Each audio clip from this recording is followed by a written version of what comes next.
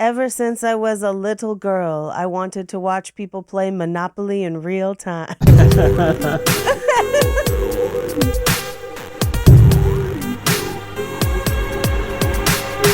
Paige, it's strip Monopoly. That's like right up your alley, which is also on the other side of Park Place. Yeah. Just past the get out of jail.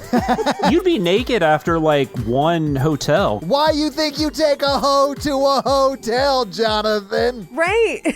Also, they didn't establish how much rent equaled one piece of clothes. It's not really a thought out game mechanism. No. Anyway, thank you for tuning into Horror Virgin. I'm Paige. And I'm your horror virgin, Todd, which means I don't like scary movies, but you guys make me watch them. And this Friday the 13th, we're doing something special, probably yet expected. Sure. Although also still yet somewhat surprising because everyone was probably like, I thought they had finished this. But no, we haven't, because we did the first one like when we first started the podcast, back when Paige sounded different and Jonathan wasn't on. So we wanted to go back and we wanted to get everyone's takes on it. So we invited Jonathan back. And we got Paige on this episode to go through Friday the 13th, guys. We're doing it. Yes. Paige and Mikey sounded like completely different people on that episode. It was crazy. They did. Yeah, completely different. It was 1985. No. Mikey's favorite year. He does love bowling for soup. But guys, what did you think? Wait. This can't have been the first time we have all seen this movie, right? No, of course not. Okay, good. No. So my first time was obviously when we watched it for the podcast initially, but this was clearly my second time. And I have to say this about it, guys.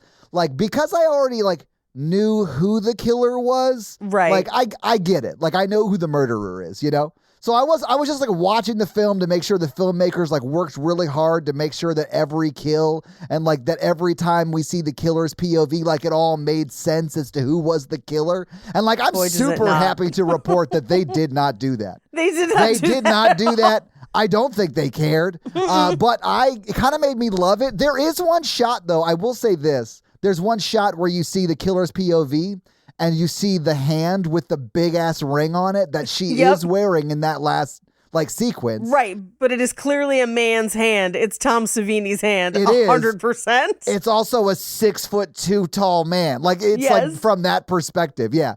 Anyway, I really enjoyed how they just whatever did.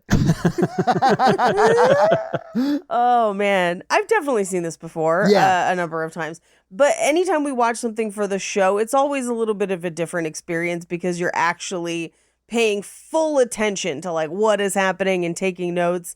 And a few things I noticed this time around is how many people go running through the woods in their underwear with no shoes on. That was crazy to me. It was the no shoes on that got me. Yes. Yeah. And how bad the dialogue is in this movie, because people will just start sentences with strangers as if we have so much context that we don't know. Almost every line is a non sequitur. It's bonkers. Almost nothing is communicated via dialogue in this film, no interesting story points or anything. And then again, because I know who the killer is and I know what's to come, obviously, I'm watching it and I'm like, have we really not heard the backstory of Jason at all in this movie? We don't until 3 minutes before the end of the movie. 16 minutes before the end of the movie. Yeah. 16. Yeah. Yes, I timed it. It's crazy. It's wild. Well, because Jason wasn't a thing in this movie, really. No. Right, because it's Pamela, right? But we don't even get a, for some reason, you know how you kind of rewrite movies in your head when it's been a long time? Where in my mind, I was as soon as that girl that's supposed to be the cook goes missing, Pamela pops up around, right? Hey, it's me, Pamela. No. Oh, yeah. No. We meet Pamela 20 minutes before the end of the film where she yada, yada, yada exposition explains the film and then becomes terrifying with her little high-pitched, killer, mommy, killer. Great. Love it. Great performance. But until that point, no one tries to find a killer. No one even knows killings are going on. Paige. People are just dropping dead far enough away from each other that no one is even aware that something is wrong until she finds Bill's body. That has been shot up like he was getting murdered by an urukai. Yes. But yeah, I don't think we even said, of course we're being joined by Jonathan Watkins from CinemaSins. What's up? Like, we've done this so many times with you, Jonathan, that it just feels natural to have you on this episode. Yes. So yeah, occasional co-host Jonathan Watkins from CinemaSins. What's up? So yeah, give me your take on it. I know this is not the first time you've seen it. Do you remember the first time you saw this one? All the way through, I think I was like in high school probably. Because I think at that point, there probably had been at least the first 8. I had probably seen almost all the other ones before I saw this one. Oh, wow. So you saw them out of order. Yeah. Oh, yeah. Because I mean, when this came out, I was 4. I can't believe you were able to follow the story from movie to movie. That's amazing. To be fair, I think I'd seen 3 or 4 of them before I saw this one, honestly. Yeah. I know 3 was my first one because I think I watched that like when it premiered on HBO. I refuse to watch movies out of order for this podcast, which has gotten me in trouble once. Yeah. Didn't you actually start this one when we were watching the last one? Because we were watching the remake, and I think you accidentally. Yes. Yeah, I think I watched like the first 15 minutes of this one before I was like, oh, wait, it's the remake. Damn it. Yeah. Because this one, the remake is also called Friday the 13th. It's just Friday the 13th, parentheses, 2009. Exactly. Yeah, I didn't fall for that mistake tonight, guys. I almost did. Yeah, I think I sat down and watched it maybe right before like Jason Goes to Hell came out. I think that makes sense. So it was probably like 93-ish when I watched this all the way through for the first time. Yeah. And I don't remember what I thought then. It's the one that's probably grown on me the most. Sure. Even though like it's so funny too, because this movie was made for no other reason than to be a cash grab. But I mean, successful. It did yeah, that. it was very successful cash grab. But it kind of works, even though I think Sean Cunningham is a terrible director. Like his idea is just to like kind of throw a flashlight on somebody. Like that's his idea of lighting or. Yeah, the lighting in this is terrible. The thunderstorm starts and that lightning hits Kevin Bacon's face. It's clearly just like somebody's got like a flashlight in his, or like an orange light in his face. Yeah, it's not, this is such a lighting nerd thing. No. But it's not the kind of light you would use for lightning. No. It's too orange. Lightning is blue. It's so funny when it hits him. It's like daylight hits him for a second. That's why when you watch the second one, it's like all of a sudden you're like, oh, this one looks way better because you've got like an actual director with Steve Miner coming in. Despite all of that, I think this one still has really good atmosphere. I think this has the best atmosphere, to be honest with you. I think so. Because nobody knows what's going on. Exactly. And so you truly are watching with that feeling of like, oh no, don't go out there. Yeah. Because they're not doing dumb things. They don't know what's happening. It's like we're literally watching the thing that became the formula for the first time in this movie. Yeah, it's wild to watch it knowing that. Yeah, so it's kind of cool from that aspect alone. And it's not, I mean, I don't know that this one invented the slasher genre. Like I wouldn't give it like that moniker, but like there is a formula to these movies that this movie does. I mean, obviously this was copying like Halloween and Black Christmas and stuff, but this is actually what kind of establishes what we think of as the slasher formula.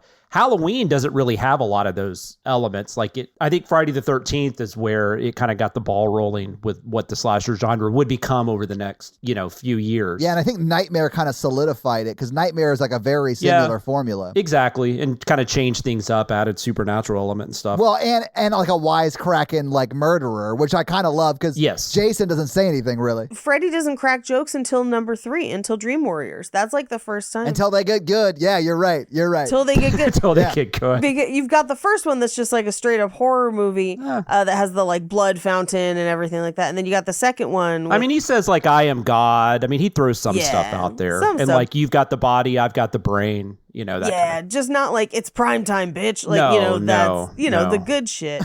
And then it doesn't have, the second one's the one with the exploding bird. Impossible to forget that one. Yeah, it's one of the best. But I also want to go back. You were talking about the murder mystery aspect of this page. This is like a murder mystery that has no fucking clue that it's a murder mystery. It's like, it's unbelievable. Like it is the perfect Agatha Christie and then there were none kind of setup.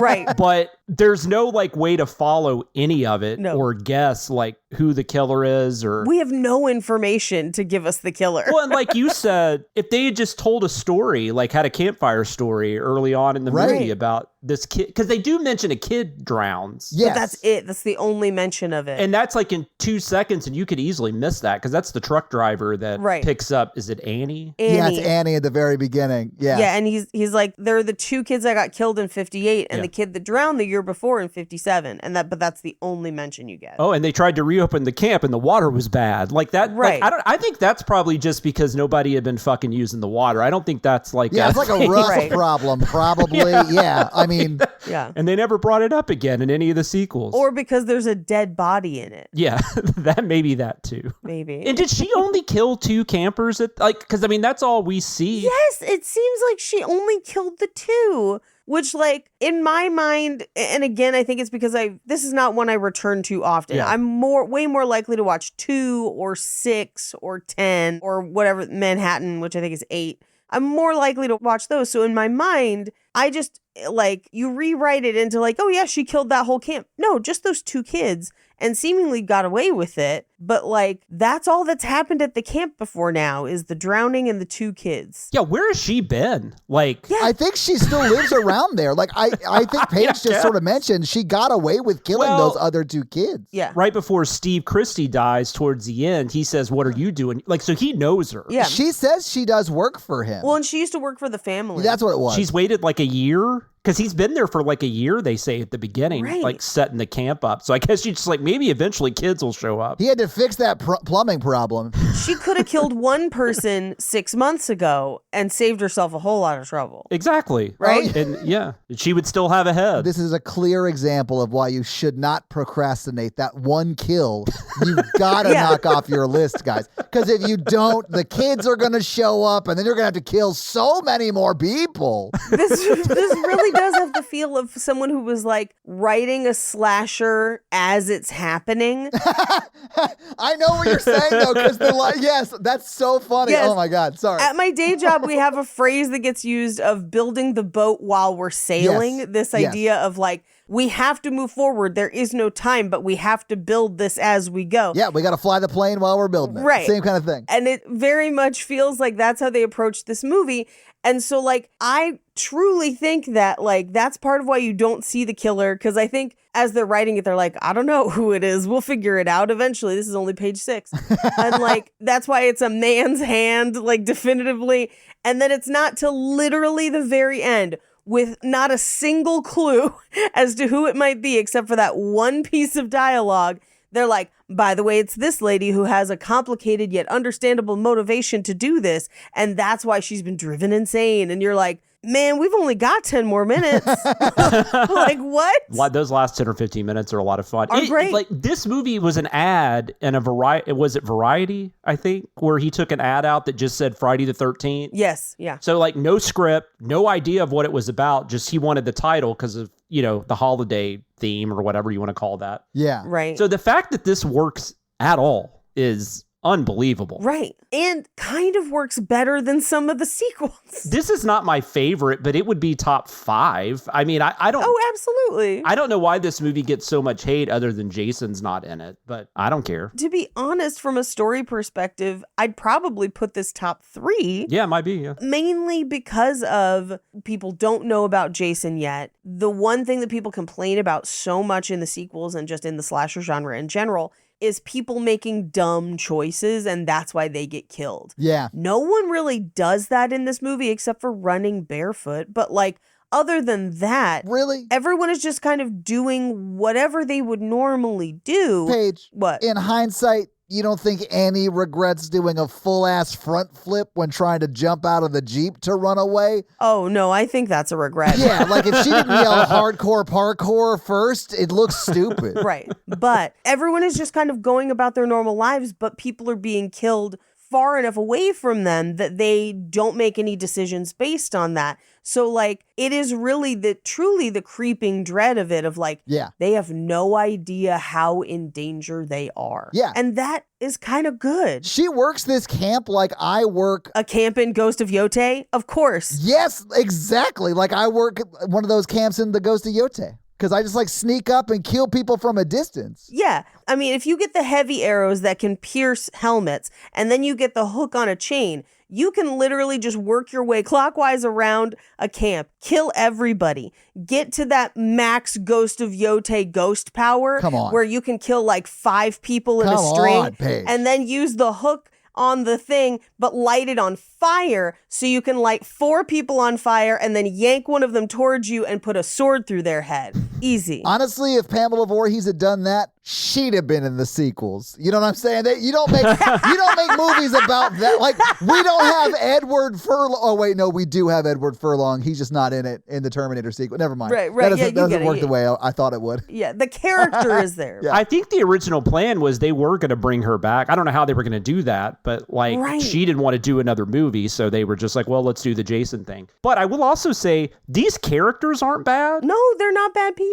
And they actually get like scenes where we get to learn about them, as opposed to a lot of the sequels where they're just kind of, you don't even understand why these people are friends in a lot of the other sequels. Right. Here, like that crew, like Kevin Bacon, his girlfriend, and the prankster friend. Yeah. Ned. Is it Ned? It's Ned. They call him Ned or Nettie. It's Ned. There's a Ted in the second one, so I get them confused. And they're both like basically the same character. Yeah, there's always one of them. He does do that shitty thing where he tries to he shoots that arrow. Yes. At Strip Monopoly Girl. But other than that, like even he's not that annoying. Like he seems like he's just trying to have some fun. I mean, he's appropriating indigenous culture, but aside from he's an annoying guy from the 80s. And like the only one that I didn't fully understand was Alice. Because she doesn't seem to have been friends with them. She becomes friends with them. Yeah. But then what's her thing with Steve? Are they banging? Are they trying to bang? What's happening? I get the vibe that Steve and her are dating. Right? She's there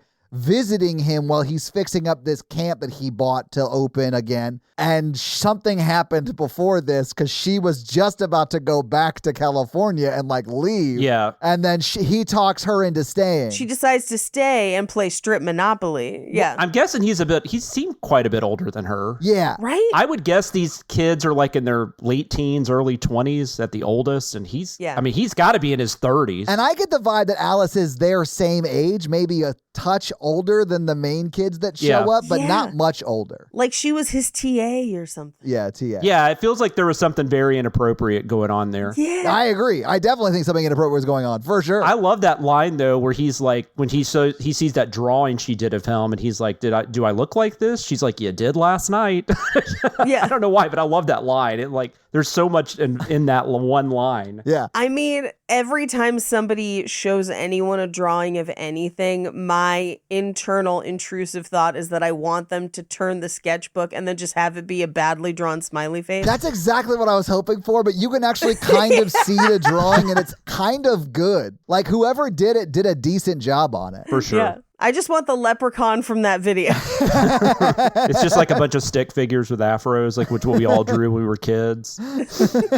I think this movie, and maybe this is why I liked it so much, but this movie is a great example of why people just need to believe all white dudes. No. Because Ralph was right from the start. Yeah. Yes, he went about it the wrong way. I get it. But he was right. They should have listened to the old white guy. Leave it to a former Mormon to defend the preacher on a bicycle.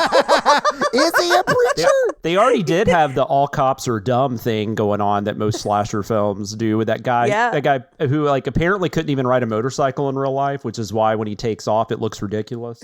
That's what I've always heard. Well, and that's also why he doesn't quite ride it up. He almost kind of walks it up and then stops it and gets out. But there's so many things like that where they're just not paying attention to the reality of what's happening in the scene. My favorite one that I noticed this time is she goes to make coffee. So she lights the pilot light, turns on the stove. Makes coffee in real time, by the way. We get to see the entire process. I literally wrote in my notes, I guess that's how you used to make coffee. Yeah, okay. Yeah. In real time, makes coffee. Which, I was like, weird. She put the mugs on the burner. Well, and Paige's Cookware Corner, they are probably high Firestone where they could probably go on the burner. However... They were. I think they were, yeah. Yeah. She does all that. She never pours the kettle and never turns the stove off, which means that for the rest of this movie, that shit's still going. The stove is on and this camp is going to burn to the fucking ground. The pilot light goes out, so it's just the gas, and They walk in and just pass out. Everybody passes out. When they're back in the kitchen later, I was like, well, maybe Pamela will turn the stove off because it was driving me crazy. If she was a real mom, she would have. She'd have been like, I know the gas is on. I got this. That would have been amazing at the hospital at the end if he was like, so who left the stove on? Yeah. Your propane bill's out of this world, and the whole place is on fire still. Hey, did anyone survive? Yeah. Are they all okay? Yeah, they're all dead, and your bill is gonna kill you. Carbon monoxide poisoning. Who left the stove on? Who? Oh, sorry. I thought you were singing a song. My bad. She closes herself in that same building where the kitchen is and like barricades all the doors and windows. No. Stove on.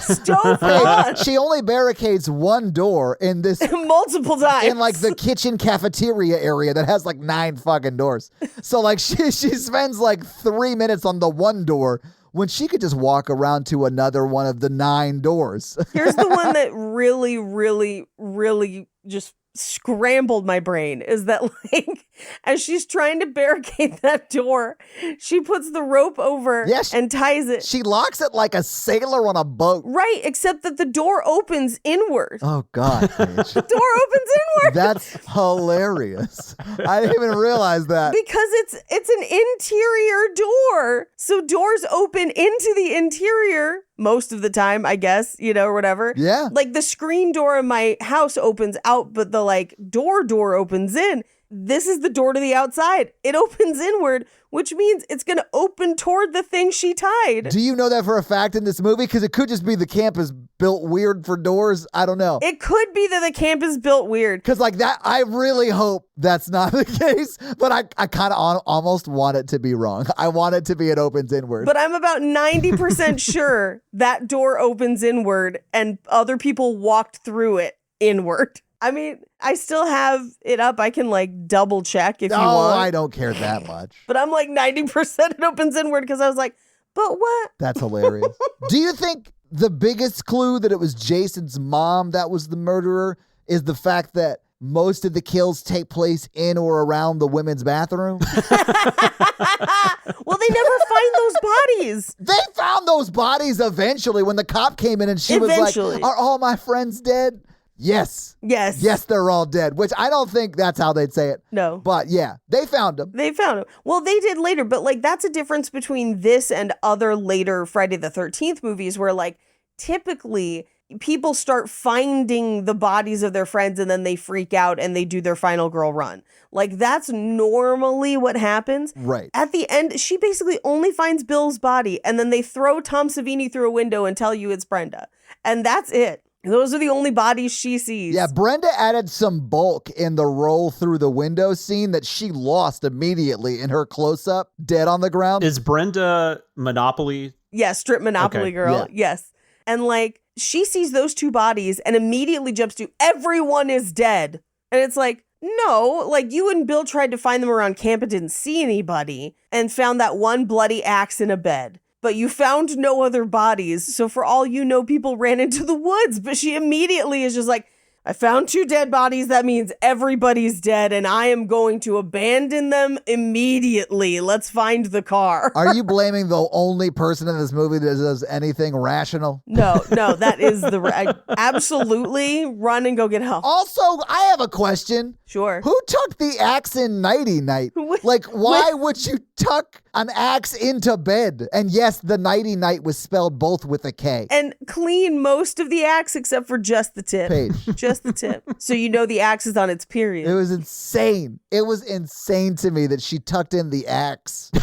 She had just watched The Godfather. She was having a moment. Well, she's not. She's kind of crazy. Yeah, that's fair. Kind of. Most of the kills are off screen too, which I always seem to forget. Yeah. Like, I guess you see Jack gets obviously the arrow. That's the big one. You see that. And what's his girlfriend's name? I can't remember her name. Marcy? No, that's not right. Marcy. Yeah, Marcy. Marcy's okay, wow. the one with the weed. Yeah, and then she gets, I guess, the axe to the face. And then obviously Mrs. Voorhees. But like most of them, you don't really, like you don't see Bill. No. What was the girl, the strip Monopoly girl? I'm sorry, what was her name again? That's Brenda. And you don't see her die at all. You see the lights go on, but you don't see her die. She's at the archery range, right? Yeah, you don't see her die. And you don't see Ned die. You just see his body on the top bunk. Yeah, and same with Steve, because he gets stabbed, presumably, as he's walking towards her when she's holding the flashlight, but we don't see her, and we only see his initial reaction to the stab. I want to know more about his relationship or friendship with the woman at the diner. That scene is amazing to me for some reason. It's so funny. He's like, what do I owe you? A night on the town or whatever she said. Like, damn, this diner got real horny. I know. His mustache works, I guess. In my notes, I just have, is Steve horny? Because between Alice and this lady, he don't have a type. His type is just willing and available. Yeah, he just cast the net page. Yes. He gives free mustache rides and everybody partakes. Look, when we run up on him and he's shirt off, mustache on, axe in hand, chopping wood, if you think I wasn't like, oh, hey, you don't know me at all. Yeah, no, you would have definitely helped pull his stump out of the ground. You know what I'm saying? Be like, get out of the way, Alice. In 1979, I guess that's forgivable. You could do way worse. I do want to say this about Alice's fighting style. When she goes and she punches Mrs. Voorhees twice, that first jab was a little bit low. I'm not saying it was a full-on cunt punch. It couldn't have been a full-on because it wasn't an uppercut. She grazed the flaps for sure. But either way, the punch wouldn't be allowed in boxing. It was too low. It was a low jab. Yep. I thought it was hilarious. One of them really got I don't know if that's in your facts later page, but didn't one of them actually get hit? Didn't either she hit Alice in real... I'm talking about the real actors. Yeah, there was something about one of them actually got punched. Let me find out who it was, because yes, one of them did. I feel like Betsy Palmer accidentally hit her or did it on purpose. I have a quote here from Betsy Palmer, and it was, "Yes, I punched her. Talk shit, get hit." Clearly, I'm joking. I also think I've read something, too, where she was from soap operas and stuff, and that's just, she was used to actually hitting people. It wasn't like they weren't holding back in the 60s and 70s, apparently. So... yeah, good times. Yeah. Well, maybe we should go through this movie that is just scene by scene good times and go through it scene by scene. Let's do it. We open with outdoor sounds, singing camp songs, Camp Crystal Lake, 1958. And not to be a mid-century aficionado douchebag, but all of the costumes and set deck are wrong for the period. Anyway, we move over sleeping campers in very, very 70s clothes and hair, while two counselors sneak upstairs to fuck. It's just Barry and his lady friend, and Barry and Claudette. Listen, they aren't having sex, they're just making out. They are just making out. And you know what? Claudette deserved better, because all of the dialogue here is basically her being like, so am I as good of a kisser as Marianne? What about this other girl? It's like, girl, no. You're chasing the bread truck, and who's chasing you? Exactly. Paige, 100%. Yes. Right? Yeah. It's also incredibly weird pillow talk, where they're full sentences, but their legs are all tangled like they're supposed to be making out. And it's like, why are you talking? Why are you nuzzled this close having this conversation? Yes, 100%. And one of the things she says is, quote, "You said I was special." And I meant it. He literally responds to something like, "And I meant it." And I meant it. I was like, this is like a, I don't know, teenage douchebag trying to get laid. That's what that is. I half expected it to cut to black and white and be like, ladies, don't let this man sell you the goods. Wrap it up like some sort of sex ed video. But no, an unnamed and unseen assassin kills them both. And then we cut to the title card. Yeah. We then get another chyron that says Friday the 13th, present day, which in this case would be 1979 or 1980. 79 when the movie was made, 80 when it came out. Yeah. And thus begins our first logistical weird thing of this movie. The height of the camera? That. Yeah. But also Annie walking over 20 miles to this camp. Just on foot, and I assume hitchhiking. She's hitchhiking, yeah. To me, that makes sense. And it also makes sense that she got murdered en route, because that's what happened to a lot of people that hitchhiked, unfortunately. To hitchhikers, yeah. I assume somebody dropped her off in the town and we just didn't see it. And then she went and asked. And then she went and asked around. And, well, she talked to that dog first, and that was a cute dog. Yeah, that was a very cute dog. That would have been me for sure. I'd have been like, hey, can you tell me how to get to this camp? dog. I don't want to talk to anybody else. You're the only one in town that seems cool. Point with your paw. Yeah. I thought you were a pointer. We also hear from the radio that it is 7:01 a.m. Yes. And she's just like, la, la, la, la, la, like hiking to work, I guess. That is kind of weird that she would have left her house to hitchhike at like 5 a.m. Well, and this is the thing is because she's just walking with that giant backpack. We don't see anyone drop her off. We just see her hitchhike later. To the point where you're like, did she long walk this 3 days ago? Or did someone drop her off here? Like, what happened? No idea. I mean, you could feasibly go 20 miles in a day. That's a long walk for a long day. So like, I could see her getting up and like starting to walk at like 5 and walking a few miles until someone picked her up and then she got dropped off in town. Sure. I think the fact that she's already in town at 7:01 lets you know she probably did get picked up. That's probably ahead of schedule for her. Right? Speaking of long walks, Jonathan, I have a very important question for you. How many times on average would you say that you poop a week? Well, we just did the long walk and this came up. Oh, well, I have issues, so probably more than most. Okay. The average we've gotten from a survey of our peers and listeners is somewhere between 7 and 14 times a week. Yeah. That's probably fair. Yeah, I'd probably fall in there somewhere. All right. Yeah. Twice a day. Yeah. You know? Yeah. This is what I was saying. Yeah. Yeah. In the long walk, a guy's like, you know how most people only poop once a week? And we were like, what? Oh, yeah. No. I wish. God, I wish. What? What's this once a week schedule y'all are on? Once a week? Think about how much shit I'd have to be carrying around daily just to like... That'd be like a 3-hour shit. A 3-hour shit. A 3-hour shit. I would think if you're only doing it once a week, you have some issue that you need to go get checked out. Yeah. Yeah. It's called living in a dystopian America and having to walk until everyone but you are dead. That's true. I would say ultra high metabolism, maybe, so you're just not generating as much waste. No, your body be eating too much of that poop for you to even have to poop it out. Your body's just eating that poop, Paige. Paige, why would you say something like that and then not expect me to say that? That's your fault for not expecting that. I love Stephen King, but that man does have an obsession with shitting that I do not. Really? Say more, Jonathan. Like all of his books, I feel like there's just people shitting constantly in a lot of his books. It's weird. And he wasted an opportunity by making people only poop once a week in the long walk. Yeah, but we did get to see that one guy have issues. That was fun. We saw multiple. That's true. Yeah, multiple, yeah. What is this, a McAfee vacation? What are we talking about? I was just gathering data for our science talk. Awesome. Anyway, she's doing the long walk. She's probably pooped at least once and has another one in her for the day. At least. But she then goes to the local diner, which is the same diner that Steve goes to later. But she goes and is like, hey, does anybody know how to get to Camp Crystal Lake?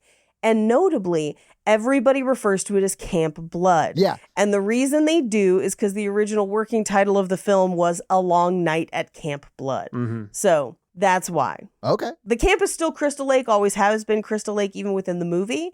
But because of that original working title, a lot of people in the movie refer to it as Camp Blood. That's what they thought the movie would be called. Except for part 6 where they had changed it to Camp Forest Green. Oh, yeah, that's right. I love that you know so much. I sadly have a Camp Forest Green t-shirt on currently, so that's why I know. Oh, that's amazing. Okay. 6 is one of the good ones, so it is. Yeah. I'll allow it. It's my favorite. We find out that Steve Christie, who is the son of the people who originally owned Crystal Lake, is setting up a new camp again. Seems like it's some sort of money-making con. Or just like how I think we refer to them nowadays as a business. Yeah. I wonder how much money camps made back then when camp was I mean, I guess camping's still a thing, but... Well, and camps maybe not like this, because I don't think you would go to a camp that was like, come on to murder camp, but like, like equestrian camp, and they have camps this. Yeah. But this was only going to be like 30 kids, so... It's 50 kids and 10 staff. Oh, 50 kids. Oh, okay. So we have a 5-to-1 ratio. But the reason I say this is kind of a con is because he's already got campers coming in 2 weeks. Oh, yeah. And this camp is run down. So I feel like he has sold whoever those campers' parents are a bit of a bill of goods and then is trying to rapidly, when people did that Charlie and the Chocolate Factory experience that was mostly AI, and then that poor woman had to stand next to a chemistry set and act like an Oompa Loompa. It feels like one of those. Also, we should note the kids are mostly inner city kids because they really felt the need to throw that dialogue in for some reason. For some reason, kids that we never meet, they never get there. Those kids are going to find out about these murders and their parents are going to be like, the hell am I supposed to find a new camp to send these kids to for 2 weeks? School is out and I can't have them at home all day. It's about to create a real big problem for 50 families. Exactly. And they're probably more concerned about that than the fact that people got murdered. They're like, Right. God damn it. Yeah. Now I got to find something else for my kids to do. They get the call from like the police or whoever informed them that they can't take their kids to that camp because, you know, the murders happen. And they're like, you want me to keep my kids at home where I live? In my home? Look, I'm lucky enough to work at home. I do not know what parents do where both parents work out of the home with their kids in the summer. That's got to be rough. Oh yeah, over the summer it's bad. But like, I mean, I have friends with kids that spend thousands of dollars a month in like childcare. Yeah. Like day camps and stuff like that. Yeah, I believe it. Yeah, like daycare. I and believe stuff. it. Yeah, it's crazy. Yeah. It's nuts. So I can only imagine during the summer where you still have to work and your kids are like just screaming and running. And this is why they used to just put us outside, I think. Yeah. Like you look back on it and you're like, that's why we had a kidding pool and sprinklers. Anyway, so they're like, don't go, you should quit. And she's like, no, it's fine. And they're like, well, this guy will give you a ride because it's 20 miles away. Yeah. Yeah, that's insane. From where she is now. And this is the nearest town. Yes. And she's like, is there a bus? Not likely. Like, that's not even an answer. Like, just say no. No. Yeah, that is kind of a dick thing to say, right? Not likely. I didn't ask you if it was likely if your town had a bus. Bro, you live here. You know. Well, and not only that, like it's a forest. It's like in the mountains. I would assume that like my grandparents for a long time lived in a cabin in the forest. And the idea of public transit anywhere near there is absurd. Oh, I actually got the like vibe that there might be like a once a day kind of like they send a bus down and back or something like that. It was wild to me as younger, even when I was younger, it was wild to me to learn that like New Jersey had that much forest. Oh, yeah. Because I mean, because they're in New Jersey, right? Yes. They filmed this one in New Jersey, right? Yeah, 'Cause they you can did, go, yeah. You can go visit that place and everything. They do tours. Yeah, I had no idea. I didn't know like New Jersey had like bears and trees and stuff. I just always thought it was like the suburbs of New York, basically. I mean, there are suburbs of New York there. Oh, there definitely are. Yeah. But they also have their own cities, and it's like a whole state. It's like a whole state. I know, I'm just saying, when you're younger, when you think of New Jersey, you just think of like it's the suburbs of New York or whatever. Yeah. It's the same problem George Lucas has when he thinks of whole planets. And he's like, yeah, this is a city planet, and this is like a forest planet, and this is like a desert planet, and this is one with 6 moons. Yeah. And we'll film it all in Northern California. Yeah. We'll fill it all within 20 miles of my ranch because I have to walk or hitchhike everywhere. Yeah. That's true. Like those planets don't have like different ecosystems and stuff. They just have one. Each planet's a biome. That's why I love George Lucas's like I worlds. never thought about that. Because it's like, yes, this planet is this thing. Right. It will only be desert. This planet is vegetation.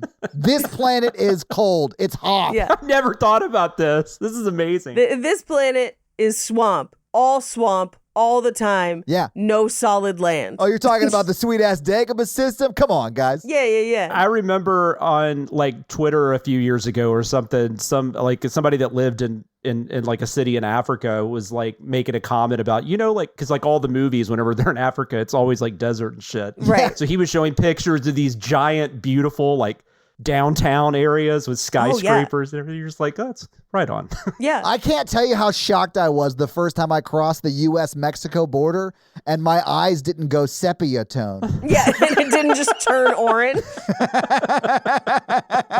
I feel like Sicario lied to me.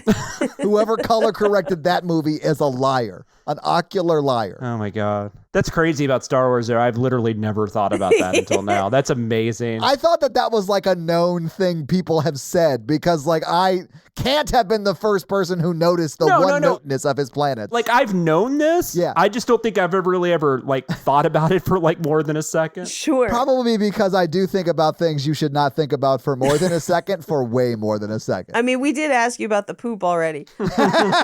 We got to move on. Anyway, Friday the 13th on the forest planet. She gets in the red truck planet and they drive to the forest planet. And that whole ride. Now, granted, he does try to hit on her before she gets in the car. I would not have gotten in that truck. Oh, he absolutely grabs her ass when he puts her in the truck, too. Like, in real time. Like, I mean, that actor was like, I'm going to grab this woman's ass. Well, and he's like, are all the counselors as beautiful as you? Yeah. And I'm like, run! It's as dangerous as Jason. Run! Here's what you say. I'm actually the ugly one. We also get Ralph trying to save everyone's life right. in this scene because they walk past Ralph and he, and I will admit, in a creepy way, sure, tries to save everyone's life. Sure. Because, and this is why I'm saying people should believe white men. Because, like, listen, he was right. Not all the time. Hashtag not all white men, Paige. Is that what you're saying? No, most is what I'm saying. And in the next movie, he's like a perv. I think in this movie, he's a bit of a perv. Like, he just shows up in their pantries. You know what I'm saying? Oh, I know we're going to get to that, but was he hanging out in that pantry all day? Because they were looking for him all day. Yeah. So he was just hanging out in that pantry. Jonathan, I think he got on his bike, biked 20 miles to go sit in their pantry in the dark. Something's wrong with Ralph. That's my joke. Behind the scenes of him just like handfuls of mayonnaise out of that giant barrel. Paige, we need like every, 5 minutes to have another cut back to Ralph on his bike, feverishly pedaling with the banana going behind him as he's like pedaling as fast as he can. That's a fair point. That guy must have been in really good shape then, because I mean, he didn't look like he was, but like I couldn't bike down the street right now without like without losing my breath. So that's the secret. Crystal Lake is all downhill from the town. Both ways. Yeah, it's downhill both ways. Downhill both ways. I feel like if we're going to cut back and forth to Ralph trying to pedal his way up, much like we do with Dick Halloran in The Shining, I would love to change the bicycle music every time. So the first one is Wicked Witch, and then the second one is Pee-wee, where it's and then the last one is just Queen's Bicycle.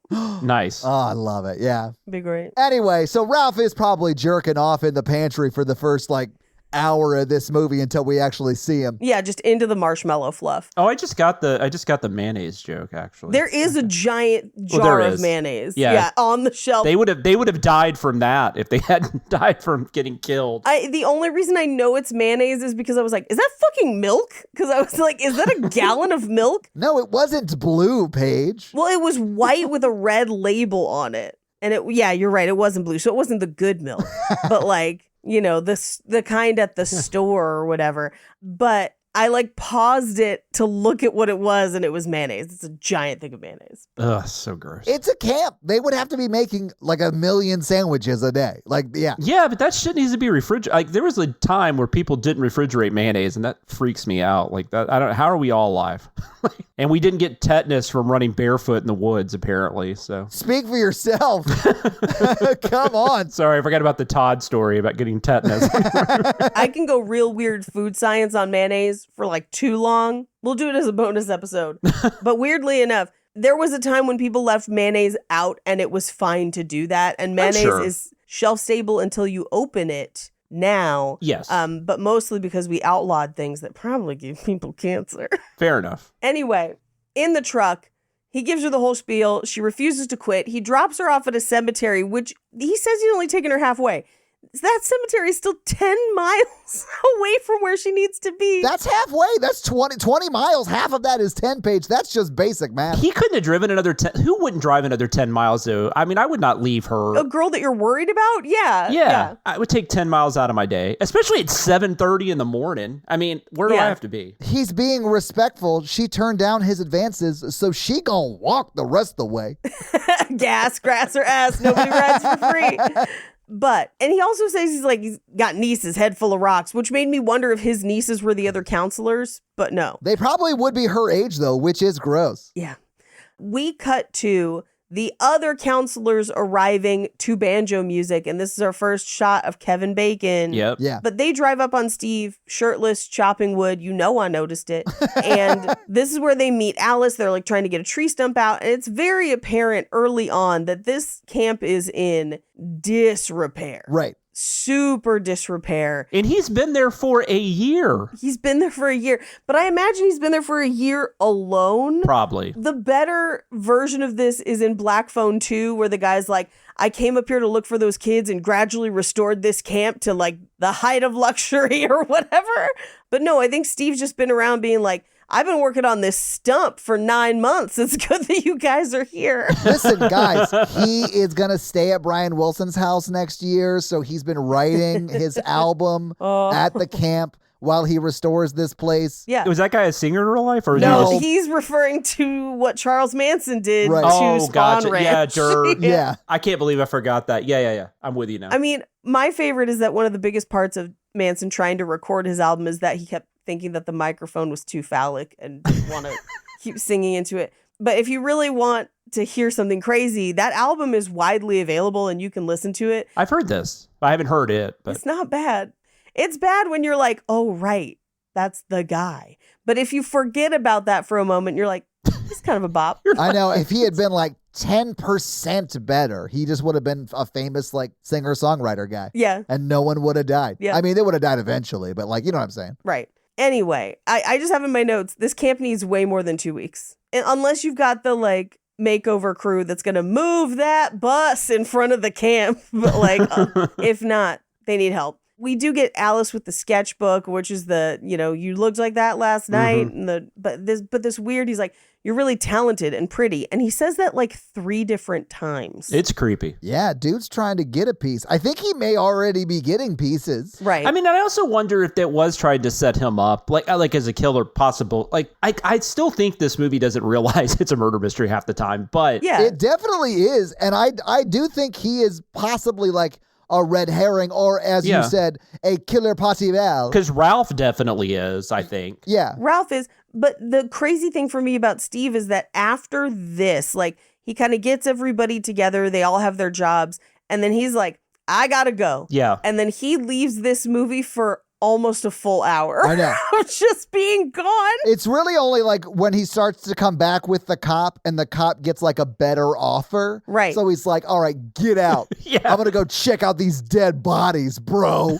And so he kicks Steve out of his car. Let me drop you off here in this pouring rain. Can you get to camp? You good? Good luck. Up until then, I did think he was a killer possible. Yeah. Jonathan, I don't know if you realized you said that, but I loved that. I'm going to steal that Hey. from you. What? Did I say killer possible? Is Yeah. that how I said it? Yeah. And I'm stealing it. It's killer possible. Yes. A rouge herring, if you will. I would love to talk to people that actually watched this, like when it came out before any of the sequels, and just curious, like Honestly. what their thought process was while they were watching it. Like, where they think, oh, he could be the killer. I think most of the guys watching it were like, I think I saw boobs. You guys see those boobs? Yeah. I think that's what most kids were thinking. Just because it was clearly going after a younger demographic. And then I think people who would be super into the murder mystery part of it. Right. Well, it's like meatballs, but It is kind of like meatballs, except with murder. Right. murder meatballs is Murder what it is. meatballs. They just call it murder balls. I mean, but that's a whole different thing. If you put that mayonnaise on the balls, that would definitely murder you. Guys, we can't. Anyway, I was talking about sausage balls. Wasn't that what you were talking about? we get to Annie still walking. A Jeep comes up, picks her up as a hitchhiker, and we don't see who picks her up. We don't see who she's talking to. We also did not see Steve leave in a Jeep. Oh, yeah. I do think they thought that they had shot that and didn't get the coverage, because we do get a Jeep fake out later, but Steve actually drives away on a tractor. Yeah. So I think if they were trying to set Steve up as like, oh, maybe Steve's the killer, they did not. Not well, but No. oh well. Anyway, we do hear from her that essentially being a camp counselor / cook was her dream. Oh, if dreams were so simple, but like, sure. It was like to work with kids, I thought, and maybe like this is like the ground floor of working with kids for her. I don't know. I did kind of feel bad because like she did seem like a nice person who just like gets murdered here. Yeah, they all kind of do. None of them seem overtly awful. No, not at all. But anyway, they pass the road where they're supposed to get out for the camp, and she speeds up instead of stopping. And so Annie tries to jump out of a moving vehicle into like a little culvert on the side of the road. She hurts herself. She has to run away through the forest until the killer catches up with her with his very large hands. Yeah. And slits her throat. You guys ever notice Jason's mom's got like some real man hands? Look, I love man hands. So like, all right. Of course you do. Get it, Pamela. My understanding too, as far as like mainstream wide release movies, like that slitting of her throat was pretty shocking because that just wasn't like it for American cinema. It wasn't, because even like Halloween, Texas Chainsaw Massacre, Black Christmas, you don't really see anything. And it's straight up and up close. Yeah. And from what I understand, that was one of, because Tom Savini did a lot of the effects on this. Yeah, it's great work. He was kind of experimenting with utilizing silicone neck pieces. And that's one of them. The other one obviously is the arrow.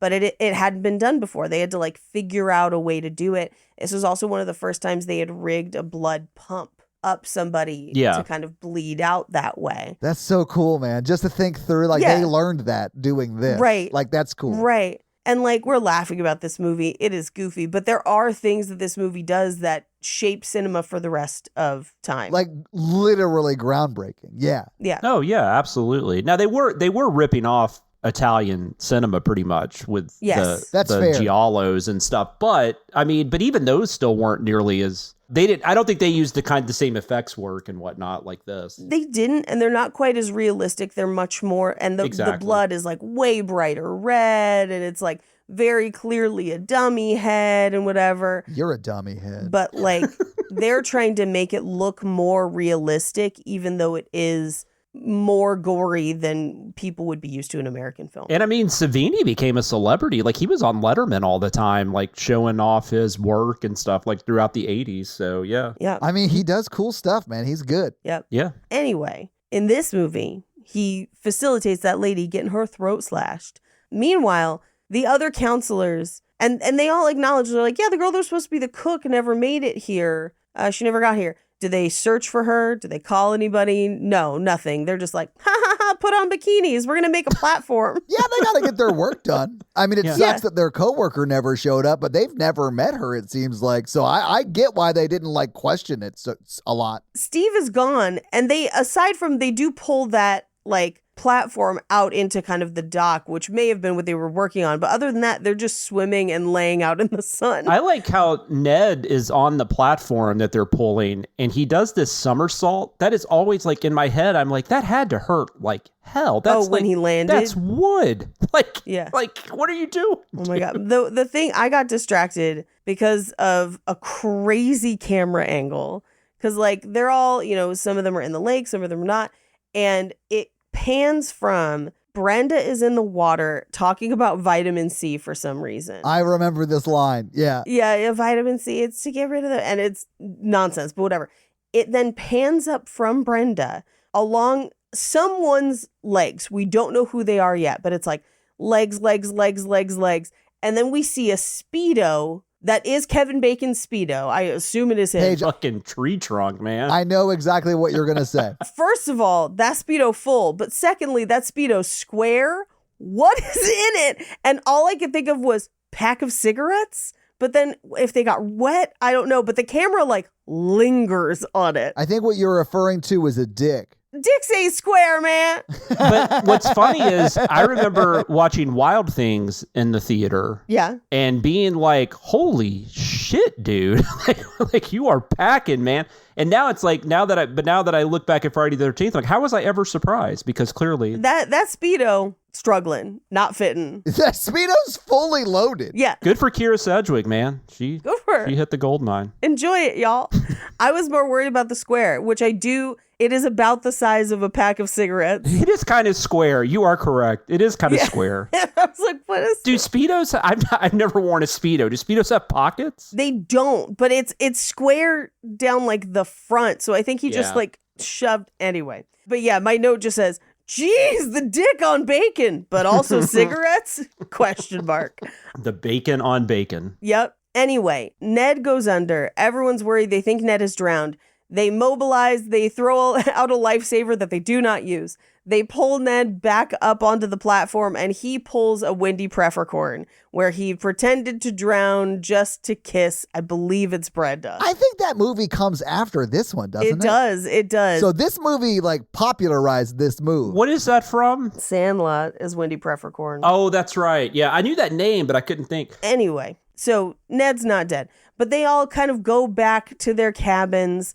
Alice goes back to her cabin and sees a snake, calls everyone in there. They all come in there to kill a snake in real time. Yeah, they destroy this entire room. Yes. And then kill the snake live on camera. Yeah, that I feel so bad for that snake, and especially the story behind the snake wrangler getting really upset and all that stuff. It's horrible. Yeah. I mean, he thought the guy thought it was fake, I think. Yeah. That's the story. Right. Yeah, I don't know, but I know it's a real snake. I know. Yeah, that largely sucks. because Tom Savini was not happy about it and was not on set when it happened, apparently. Yeah.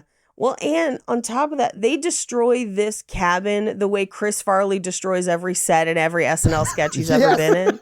Yeah. You know, the thing where people just kind of throw themselves against the walls and smash every shelf? Like falls on the table. Yes.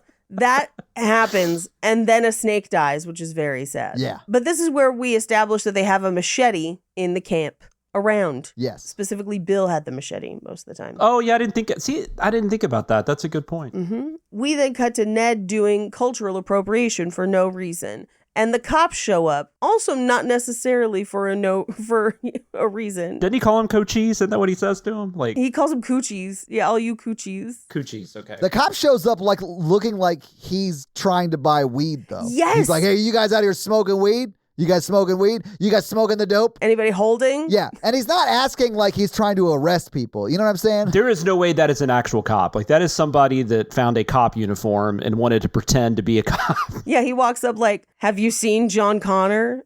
What's that movie, Let's Be Cops? It's like those. Yes. Yes. It's those guys, Jake Johnson and Damon Wayans Jr. There is a famous, because I listened to a podcast about it the other day, a case of a teenager who basically threw his teens into his 30s has pretended to be multiple different kinds of cops and federal agents. Oh, wow. And then just goes in and works normal shifts because he's like, I just love it. And you're like, That's amazing. What? That's probably how Steven Seagal became sheriff of that town. He just showed up one day and they were like, he's been doing the job anyway. We've been trying to get him to stop putting ladies in handcuffs, but, you know, what are you going to do? Anyway, they don't have any weed. And he's like, all right, well, I just came to see if Ralph was up here biking around telling people the good news about the Latter-day Saints. And their impending doom if they stay there. Ralph is the only person in this movie who's right. Todd, he was in the pantry checking to see if they had doomsday prepped enough. They had. You saw that jar of mayonnaise. I They did. definitely had enough mayo to get into Kolob. Exactly. He can't, instead of just being like, you're all doomed, he should have been like, you guys are all set. Yeah. Kolob waits for you. Bye. Yep. Todd, on this podcast, haven't you actually like coined the Prophet of Doom character or whatever you called it?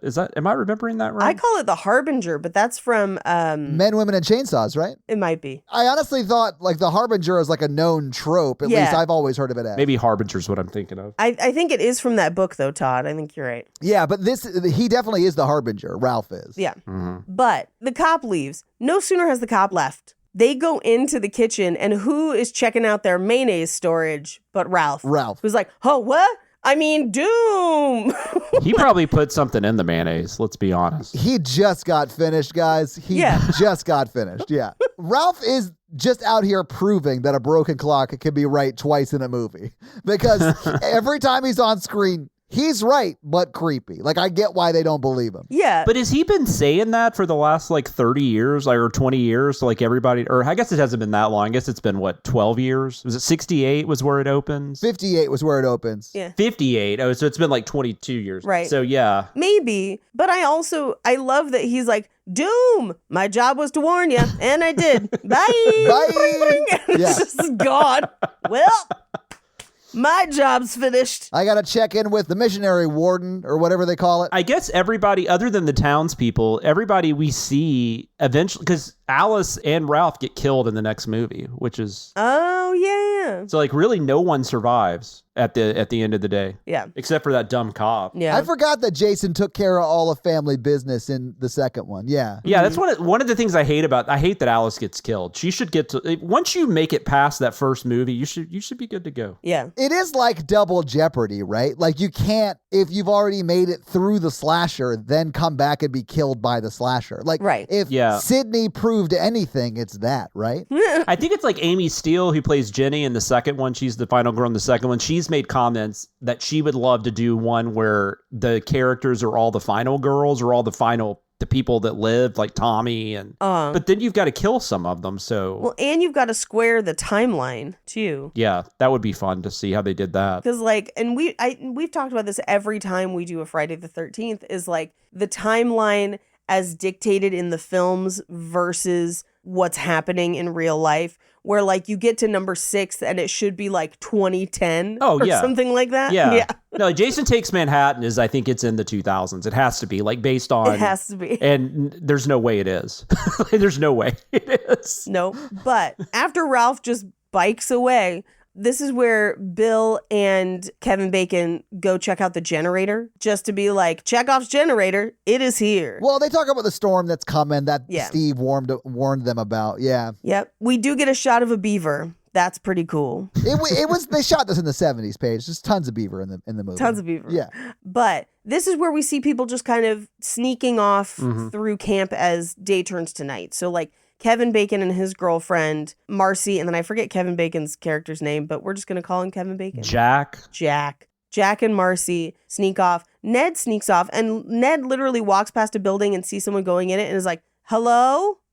Can I help you? And then we never see Ned again until it's his dead body later. He's hoping it's a woman that'll have fun with him. Yeah. And it is, but not that'll have fun with them. He's like, I saw some beaver back there. I'm looking to see more. Well, her version of fun. That is true. And with him, just a dead version to him. Yeah. Because I do think she really loves planting dead bodies. That seems to be like her passion in life. She climbs a tree to put someone who's twice her weight up there. Yeah. Isn't that what she does to Steve? That sounds right. Is he in a tree? One of them like falls out of a tree and hangs above Alice as she's running around. I think that's Steve, yeah. Yeah. I'm just saying she set up a pulley to get that body up there. There's no way she climbed the tree with Steve on her shoulder. Right. We follow Jack and Marcy as they're kind of like making out and walking around. And then they sit down and he's like, ooh, storms are coming. She's like, I had a dream about storm where it was a bunch of rain and then it turned into blood. Anyway, weird, right? Do you want to have sex in the cabin? And he's like, yes, I do. Cool dream. Glad we had this chat. Cool dream. Thanks for chatting. To be fair, at like 19 or whatever age Jack is supposed to be, that would not have stopped me. So I understand. Bro, at 19, I would have been like, fuck, that is a deep ass dream. Yeah, I'd be like, it'd be a fucking kick-ass Creed album, I think. Right? Are you ready for rain to bleed? Yeah, exactly. Come on. If anybody can do a Scott Stapp impression, it's me. Let's go there. Let's make bloody rain. Come on, let's go there. It's called Crystal Lake. Yes! Can you murder mommy? My husband's gonna get so angry at me for screaming. Has Creed gotten like a second, like do like people like Creed again? Or is that absolutely not? No. Or Nickelback? No. Although the guy who wrote all of Nickelback's songs with Chad Kroeger is the guy who made country music what it is over the past 15 years. His name's Joey Moy. He's real nice. He lives here in town. Anyway, I, as a person who remembers their dreams and then shouts them at people in the morning when I wake up, felt for this girl, but also thought it was hilarious that she just dropped weird shit and was like, bye. Yeah. Which is absolutely what I did to my husband this morning when I woke up and was like, yeah, I had a dream. I went on a date with Bad Bunny and then he drove a car backwards all the way home to impress me. And then I woke up. Yeah, he's a bad bunny, Paige. He's not a good bunny. He's not going to drive forward. Right. It was impressive. But like, do with that information what you will. Have a good day at work. Why does your reverse have a second gear? I'll show you. I see R1. What is R2? Anyway, we got to move on. He was in a tuxedo. Anyway, we cut to essentially watching Kevin Bacon and Marcy making bacon. sort of making bacon for almost in real time. It's where you're He is laying so on top of her that like when they're moaning and gasping for breath, his sounds like regular sex sounds and hers sound like she is just straight up gasping for breath. she is struggling for her life. Yeah. That woman is fighting for her life. And not even to like finish, but to survive. Yeah, just claws. It does feel like that goes on for like 15 minutes. Yes. Yeah, ladies, 2 minutes is a long time. Right? Jonathan gets it. Jonathan gets it. It is if you can't breathe. That's sex. You know what? You know what, Jonathan? As I was watching, I was like, damn, this guy's going a really long time. You're right. That's what I was thinking too, for sure. I'm glad you had the bravery to say it. Well, that's funny because I think it's like the fifth one, Mikey's all-time favorite 80s movie. Yeah, the best movie of the 80s. There was actually a sex scene that was cut down, so it it looks like that guy only went like 15 seconds, and that actor's been like pissed about it ever since. How dare you reflect reality? Yeah. I just think it's hilarious that they're like, we're on his shoulders for like the whole time. Yeah. And then they cut to her for what I think they think are like pleasure noises or whatever. And she's clearly like, I know. She's breathing like Carrie Elwes when he gets out of the sand pit. Yes. Like that's like how big of a breath she's trying to take. Can you see her the whole time he's on top? Because I wonder if she's just not there. No, she she's totally there. is there. Yeah, Okay. she's totally She's there. If he was just having sex with a mattress, I'd have noticed. Look, I've seen The Room, okay? I know how fake sex looks. Yeah, that poor actress, man. She had to been fighting for air. Scrabbling. I don't know, dying under Kevin Bacon, there's got to be worse ways to go. Yeah, honestly, I think there's way worse ways to go. 22-year-old Kevin Bacon or whatever he was back then. I don't know. Yeah. Just having sex with that purple mattress. Just like, is that a pack of cigarettes or are you really happy to see me? Just, With his dead friend in the bed above them. yes, which like, okay, because we pan up and see that Ned's body is above them.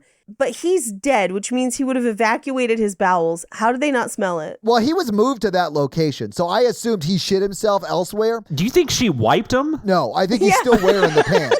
You're right.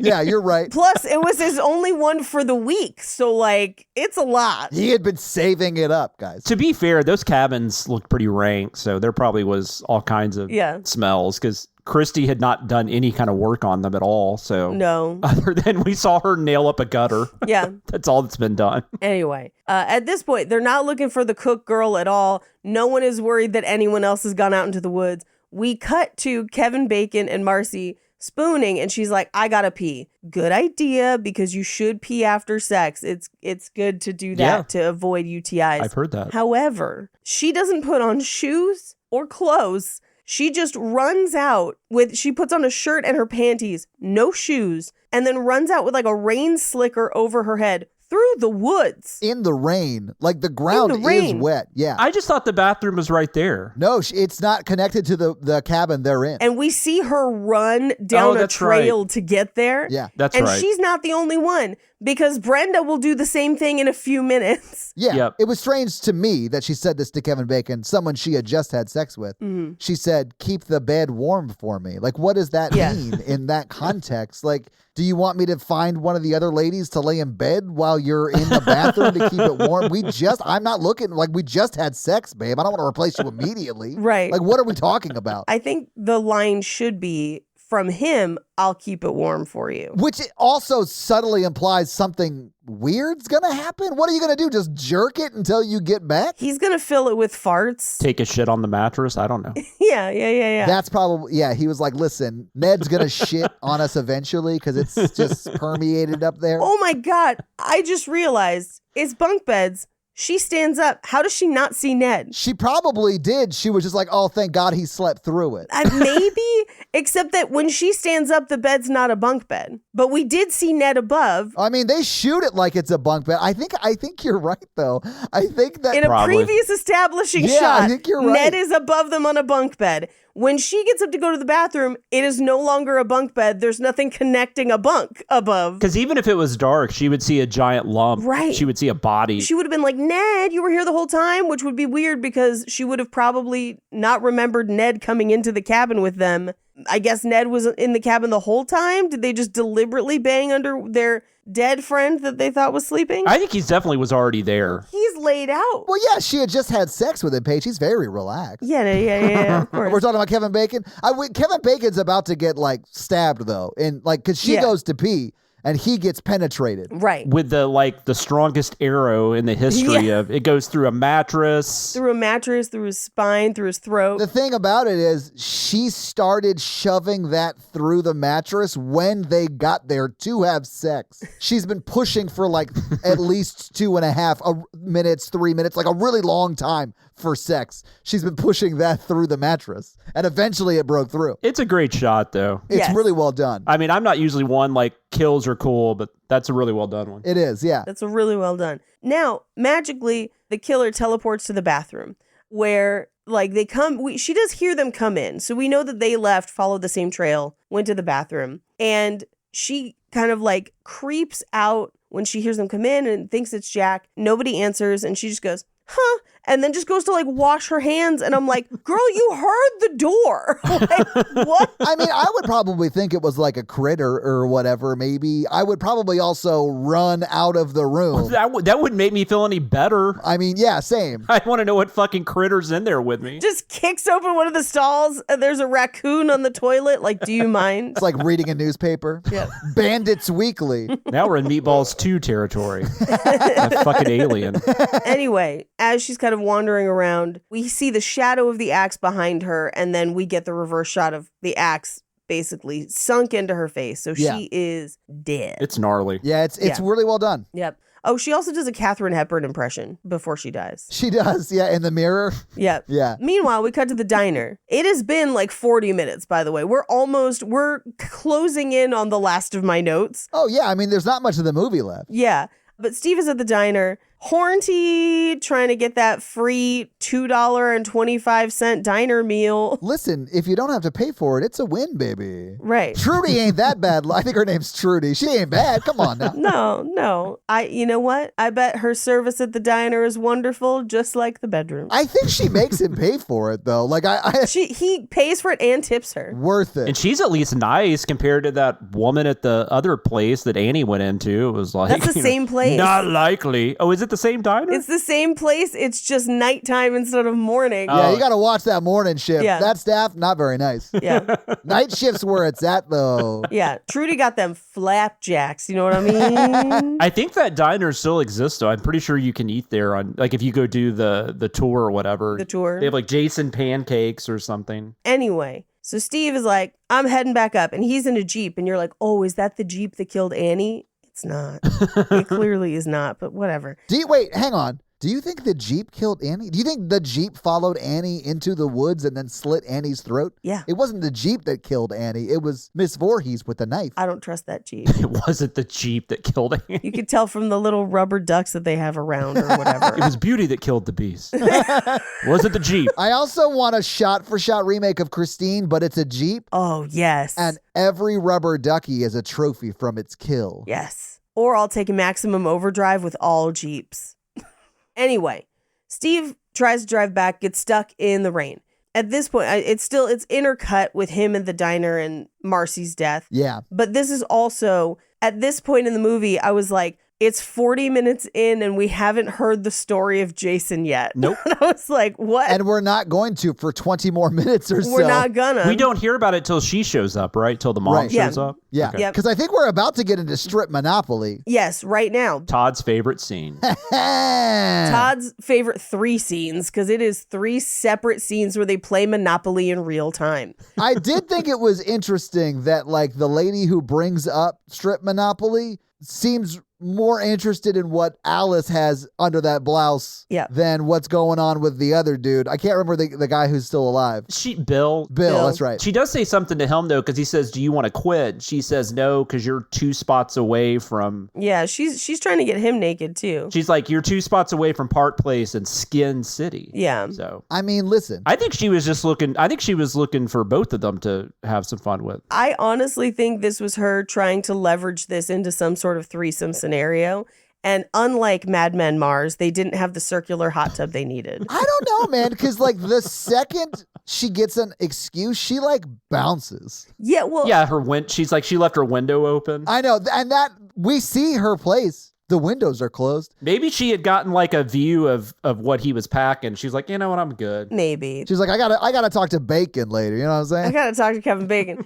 It's crazier than that. And let's get into it because, like, okay, yeah, sorry. It's back and forth with them and the cop bringing Steve, and But once we get through Strip Monopoly, which again is them playing Monopoly in real fucking time, Brenda is the one who kind of like pitches it and then eventually abandons, but not before she takes off most of her clothes. Right. So she's in her bra and panties and there's like, yeah, I gotta go back. And then doesn't pick up any of her clothes, doesn't take them with her, just grabs a rain slicker. Where are these slickers coming from, by the way? Everybody's all of a sudden has a rain slicker. Grabs a rain slicker and then barefoot runs through the forest to the fucking bathroom again. Yep.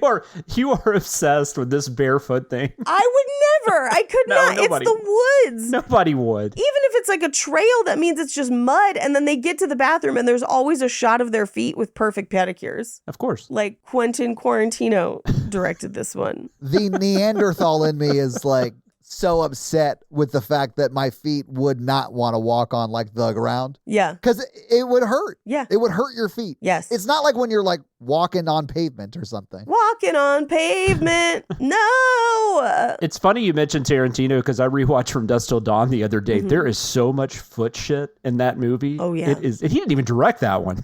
No. He just wrote it. But, He was oh my just God. off to the side being like, put more feet in it. Salma Hayek puts her foot in his mouth. In his mouth. Yeah, you said he wrote it. We know. There's a close-up of Juliette Lewis's foot for no reason. No reason at all. Well, then Maya Hawke said on the Amy Poehler podcast, because Amy Poehler asked her if she asked her mom for any advice when she did Once Upon a Time in Hollywood. She said her mom just told her to keep her shoes on. That's amazing. It's like nobody's even hiding it. Like everybody knows. No, everybody knows about it. Anyways, sorry. I keep getting us off. Yeah, what are you, a foot and I'm Quentin Tarantino? All right, we do have to move on. I'm sorry. She runs to the bathroom barefoot again, inexplicable. But then she's looking around the bathroom, feels like there might be somebody there, but there's not. And then we see a hand pull the curtain back, and then she leaves the bathroom. Yeah. She goes back to her cabin. She gets into her like nightgown. I love that shot, by the way. Oh, the hand. It's a great shot. There's actually some like creepy moments in this one. Yeah. More so. Yeah, I agree. Well, especially because we know and she doesn't. She has no reason to know. And then just seeing it in the background and she never sees it. Yeah. Which I think was probably kind of a Halloween thing that they took from Halloween. Because, I mean, that's the one thing about Halloween. You see Michael Myers in the background like constantly. Yeah. Right. But so she goes to her cabin, gets into a full nightgown, pulls out her fairy smut or whatever book she is reading, and then hears, "Mommy, help me. Yeah. Help me." And you're like, what? And at this point, if I was her, I kind of was like, I would probably do what she does, which is go out to look because I'm like, there shouldn't be any kids here.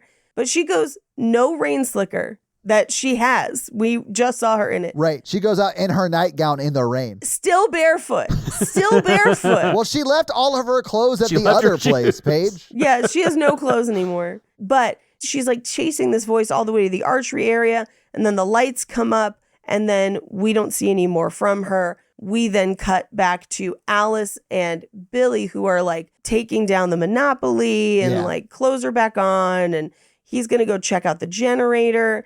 And they're like, yeah, because I saw the lights on at the archery thing. And that was kind of weird. But now they're off. So I don't know. And so they hear like a distant scream. We assume it is Brenda. And they're like, we should go check maybe. Because like, I thought I heard Brenda out there. I hope she got back. We just need to check and make sure she got back to her cabin. Yeah. They go to Brenda's cabin and find a bloody axe tucked into her bed for nighty-night time. Which doesn't make any sense. Like, that's so confusing to me. She would just have to know that they were going to go check on her. Right. And I don't know how she would know that. Yeah. She wouldn't. And that means, because Brenda wasn't killed in the cabin, that means she killed Brenda somewhere else and then prepped the axe and didn't even kill Brenda with an axe that we know of. Because the axe was in the other girl's face. She probably had shoes on, though. Yeah, maybe. Anyway, they find the axe and they're just like, Weird. Let's go back. Like it does not register alarm bells at all. In all fairness, they don't know anyone's dead, and it is weird that there's an axe in the bed. Yeah, nobody knows anybody's dead. Yeah. I mean, that's probably the first time they would even have any idea that something weird was going on. And admittedly, they do the next best thing, which is they're like, let's go to the office and get the phone because Steve's not back yet either. And like, we need to get in touch with somebody because we can't really find anybody and the storm is really bad. So they go to try and call. The phone is dead. Right. They try the payphone. That's also dead. They try to start the car. That is also dead. And at this point, I would then start to worry a lot more, except that Billy is like, Steve will be back soon, so don't worry about it. Yeah, it'll be fine. Yeah. I was wondering if the phone was dead or if, like, he was just dialing 867-5309 and Jenny wasn't there. Nope. Okay. Wasn't. It could be the storm. So, like, this idea that, like, oh, maybe that's why the phone is out. I think that's what he actually says. I think it's like the storm knocked out the whatever, which, like, I that could happen. I mean, it's a rural area in New Jersey that is not just suburbs. Right. Like some people believe, George. It's the forest planet of New Jersey. It has 4 moons. But it's mostly just 2 truckers mooning people out the windows of their truck. Look, there's people still without power in like a major city that we live Nashville. in. Yeah. Yeah, that we live in, you know, a week and a half after snow hit. So I totally buy that. Yeah. If you think that's bad, a bunch of people from my day job work in Florida and iguanas are like freezing and falling out of trees. They call them guanacicles. Yeah. Well, and apparently it just like pauses the iguanas, like hibernation, and then they just wake up again at some point. And I'm like, this is awful. What a terrible, terrible thing to happen. Oh my God. That's wild. I know. Anyway, the cop drops Steve off and Steve's like, I'll just walk. And he makes his way to the sign where he kind of like shines his flashlight, but somebody else is shining one back. And he goes, oh, what are you doing out in this mess? And then he is dead.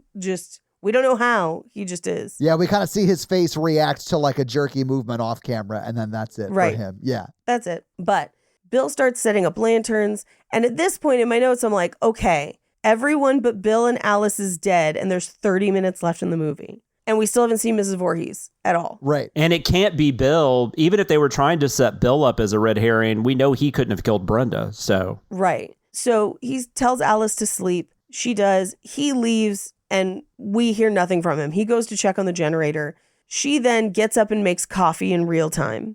This is where she leaves the stove on. Yeah. This movie would be 30 minutes if they didn't do all this stuff in real time, though. So they're clearly padding. Yes. I mean, they have to be. They have to be. But she then goes to check on the generator. And who does she find but Bill's body arrowed to the back of the door? Yeah, it's like Bill jumped and then she shot 9 arrows into him really fast. Yeah, or like Mrs. Voorhees is like, I'm really tired of hiding all this stuff. I'm just going to let her find this one immediately. Right. Well, because this is in the first body another character has found in the movie. Right. Period. This is the first time any of them know somebody's being killed. Yeah. Anyone's being killed. Anybody. She then barricades that one door badly. Yeah. Yeah. And again, fortifies the room in real time. Like, we're spending 5 whole minutes of her just moving furniture around. And it's like they told her, just move everything in front of the door. And she was like, everything? And he was like, literally everything in this room I want you to pick up and put on the door. Yep. And she does that. We watch all of it. And there are 9 other doors into this place. Right. And then there's also windows where they throw Brenda's body. Now it is Tom Savini as her stunt double. But then when she hits the ground in the kitchen, it's Brenda. But Mrs. Voorhees threw that body with, like, when she got, like, the Bane venom or whatever from, like, Batman. She's got pure mom rage. You know how they say that moms could lift cars off infants? That's true. That's it. That's true. I believe that my wife could have done that. Yes. Yeah. She's just lifting a metaphorical teenager off of her son 22 years later. And she did that after lifting Steve up into a tree like King Kong. Right. Because essentially, Alice then runs outside. So she's now found 2 bodies, and then Steve's body just comes crashing at her out of nowhere. Yeah. And she's freaking out, but runs into and doesn't recognize it as Steve. It's just like body and runs away with it. If I was running around a literal haunted house where bodies Right. were like Jack in the Boxing out of places, Right. I probably would be more freaked out by that than like being like, oh my God, that's Steve. Right. Yeah. The guy who I might have had sex with, even though he's 15 years at least older than me. But like, yeah, I wouldn't be focused on that. Right. And so she's not. She runs towards a Jeep, comes up with lights. I'm sure she thinks that is Steve, but it's Pamela Voorhees. Yeah. And Pamela Voorhees is like, don't worry, I'm here, I'll help you. And is seemingly not afraid that there are a ton of bodies. Should have been her first red flag. She literally says, I'm not afraid. I'm not afraid. And the way she says it is like, I know there are bodies. I put the bodies. They just come with me so I can kill you down here. It'll be more dramatic. Let's just go. Let's just go. But she then, as she's kind of taking her around, tells her the story of Jason and that they weren't watching him and he drowned and that's why they deserved to die. And she's like, hey, can we wait for Steve? And she just goes, help me, mommy. I am Jason. I am. And you're like, oh no. I have a question really quick. I'm so sorry. Yes. Do you think the preamble she gives Alice here, she gave everybody before she killed them? It's like her Inigo Montoya, like, you killed my father, prepare to die speech. Prepare to die. That'd be great. We never see them, so she didn't do it to Steve. I have a terrible idea for the prequel, guys. Well, we're going to get the Crystal Lake series, so who knows what that's going to be. I am actually excited about that. But she then is like, he should have never tried to open the camp again. I couldn't let him open again. And at this point, you're like, oh, yeah, no, she definitely killed everybody. And at this point, Alice is running around to try and run and get away from her. And this is where we see basically all the bodies. Yeah. Mm-hmm. Or she finds a few of them. But this is where we get the very famous, the kill her, mommy, kill her. I will, Jason. This part of the movie's genuinely creepy. Yes. Like the performance is genuinely creepy. I will give it that. Yes, but this is where she runs back into like the generator room. She's trying to find Voorhees in the generator room. She's in like the boathouse or like the shed trying to get the gun and the bullets, but the bullets are locked up. And so they get into like a shoving and punching match. This is where she punches her A little low. It's a little low. potentially directly in the beefs. Yeah. And runs out, like, because Pamela's down for a minute or two, runs out, hides behind that dock thing, and then goes and hides in the pantry, then hears Pamela in the kitchen. And when Pamela tries the doorknob, she gives her position away because she's like, oh no, but it has a skillet and puts Pamela down with the skillet, but she doesn't double tap her. No, but she is bleeding. Like I would assume, okay, at least she's knocked out. I definitely have 15 to 20 minutes to go kneel by the canoes for no reason. Yes. Yeah, if somebody's trying to kill me, I'm hitting them a few times. Oh, yes. And then I'm stealing their Jeep. Yes. Like I'm not going to go kneel by a canoe. Right. Because, of course, Pamela gets back up. They fight again. She's like fighting with a signpost. And then she finds the machete on the ground Yeah. and chops Pamela's heads off. I do really like that she gets the head and then we see Pamela's hands like reaching for the head and not finding it, which is great. Yeah. Super hairy hands. Yeah, super hairy hands. Isn't that Tom Savini? I think it is. It's the same hands that killed Annie earlier. But then she pushes the canoe out into the lake and just goes and like passes out in the lake like she wants a face full of mosquitoes or whatever. Yeah, she's definitely going to get eaten up. But she'll still be alive by morning, though. Yes, but the cops show up, and as they're showing up, Jason pops out of the lake and drags her down. She wakes up in the hospital and finds out she's the only one who survived and is like, is there anyone else alive? What about the boy that dragged me into the water? And they're like, We found no boy. but Jason, no boy. And that's the movie. So having seen the movie, having talked about the movie, what did you think about Friday the 13th? I like this one. I agree with what we were saying earlier about, I think this is in the, like top 3 or 4 of this franchise. And I think if you actually work on the mystery aspect and make that more interesting, and then maybe not do so much, everything doesn't have to be in real time. If you kind of take away kind of do some editing there, I think this is probably really well liked by, the masses. I don't really get why people are so hard on this one though, especially compared to some of the sequels. Like, I don't know. Yeah. But they are, so maybe I'm in the minority, but I think overall this one's really effective. This is one of the ones I had not seen it, like as far as like when I was younger watching these, this was not one I watched a lot. Now, if I go to watch one, this is probably more likely one of the ones I'll throw on. Yeah. And I did get to see it in a theater last year. AMC showed it because there was I I guess there was a Friday the 13th last year in June. I think that was the last one we did, where we did the 2009 one. Yes. And so they actually showed it that night in theaters, which was the 40th, not the 40th anniversary when it was released, but it takes place on June 13th, 1980. That was really cool. I actually sat by a couple of kids with their parents, and they were probably like 12 or 13, and they actually seemed to be really into it, which was fun to witness. The fact that it could still work for younger people these days that seem to get bored so easily. So, yeah, I like it overall. It's definitely got faults. Obviously, we've talked about a lot of them. To me, it feels like a really well-executed, low-budget sort of slasher movie. Yeah. Like, I definitely think it's worth checking out, and definitely like launched a whole franchise. You should definitely check it out for that reason. And for a movie that, I mean, based on how it was created, should not have worked at all. Yeah. And so the fact that it works at all. The one thing about the Friday the 13th franchise versus like Halloween, even like Texas Chainsaw Massacre, Nightmare on Elm Street, it doesn't really have like a classic. There's not like a Halloween 1 or a Nightmare on Elm Street 1 in the franchise, but I think this is one of the closest it gets to that. I think that's fair. Yeah. Yeah. But Paige, do you want to hit us with some fun facts? I do. Well, hit us with your fun facts. Friday the Voorhees 13th, fun facts. The movie was filmed at Camp Nobebosco in Blairstown, New Jersey. It is a Boy Scout camp that is still in operation, and it has a wall of Friday the 13th memorabilia to honor that the movie was filmed there. That is cool. Yeah. You can go visit if you want to. So they never filmed another one there, I guess? I don't think so. Well, they eventually moved to like California. Yeah, they film a lot of the later ones in California, where we do have a Crystal Lake here, like notably. Nice. But it is a different one. Anyway, Betsy Palmer, who plays Pamela Voorhees, said that were it not for the fact that she was in desperate need of a new car, she would never have accepted the role of Pamela Voorhees. Yeah, I'm glad she did, because she did a great job. I'm glad she did too. Eventually, she was glad she did it too, but... Yeah, originally she was not, because after she read the script, she called the movie a piece of shit. However, over the years, she did warm up to the film and then eventually started doing conventions and documentaries to discuss it, but not initially after it was made. Tom Savini, obviously we've talked about him a lot, but he was one of the first crew members on board for the film because the producers of this film loved Dawn of the Dead, which had only come out 2 years before. Additionally, while most of the cast and crew stayed at local hotels, the special effects team largely stayed on the camp, like the actual campsite. I bet. Specifically, Tom Savini and Tasso and Stavrakis, they had Tom Savini's Betamax VCR. I always think of VCRs as VHS, but I guess Betamax was also a VCR. Yeah. But they only had a couple movies. They had Barbarella and Marathon Man. So each night they would alternate and watch one.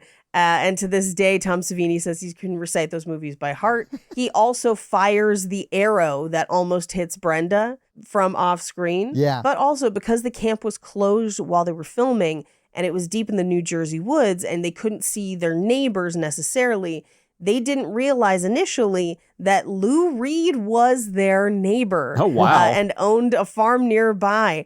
And once he realized what was happening and what was filming there, he would come over and play for free a lot of the nights that they were making the film. That's Wow. cool as shit. I've never heard that before. That's awesome. That's super cool, right? So Adrienne King, who played Alice, was stalked by a fan after this film. It really unsettled her, so she asked that her role in part 2 be as small as possible, which is why she dies in part 2.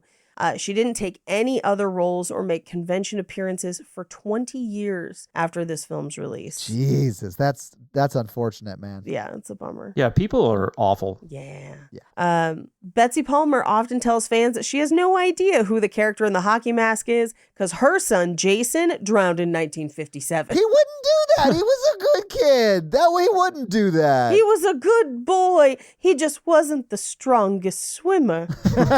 Clearly not, Mom. When they asked what the inspiration for this film was, Halloween obviously came up quite a bit. Yeah. But also Meatballs, which we even mentioned, which is a teen sex comedy set at a summer camp. They were both big hits, focusing on the youth market.